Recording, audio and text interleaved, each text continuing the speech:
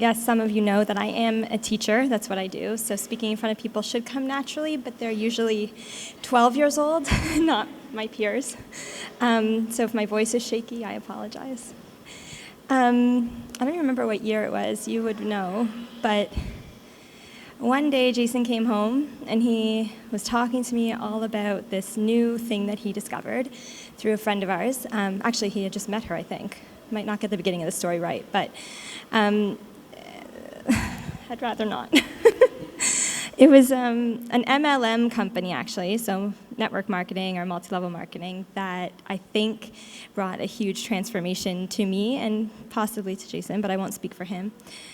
It wasn't so much the company, although what they do is wonderful. They basically bring cheer to the world, and we're not associated with the company anymore, but the philosophy of living life the way that you want to in your own terms and not following what everybody else follows and does because that's what you do was it just opened up a whole new world for me. And it was definitely an aha moment, because before that, my whole thinking was you go to school, you go to university or college in Canada, whichever, to get you the job that you want to get to.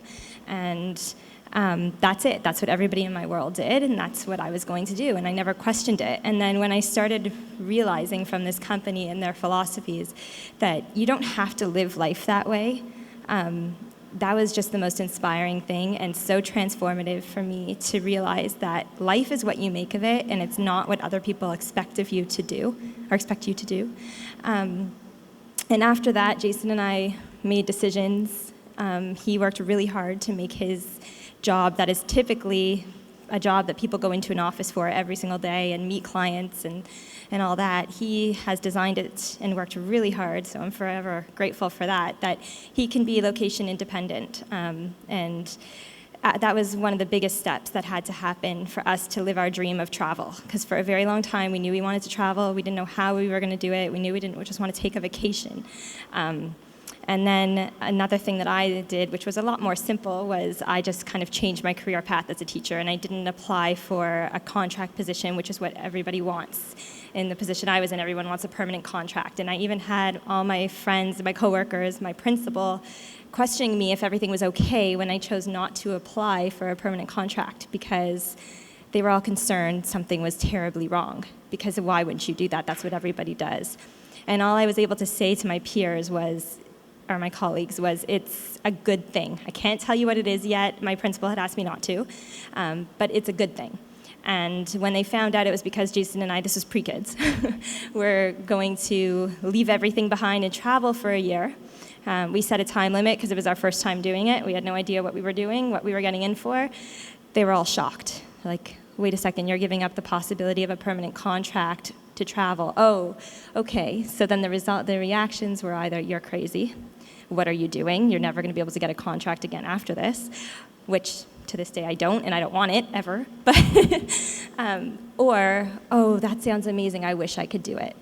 And that brought me back to the thought process that I discovered, that aha moment from that MLM company about life is what you make it, and life is the story that you put in your mind is going to become what your life is. And Jason and I together have constantly had that story of travel.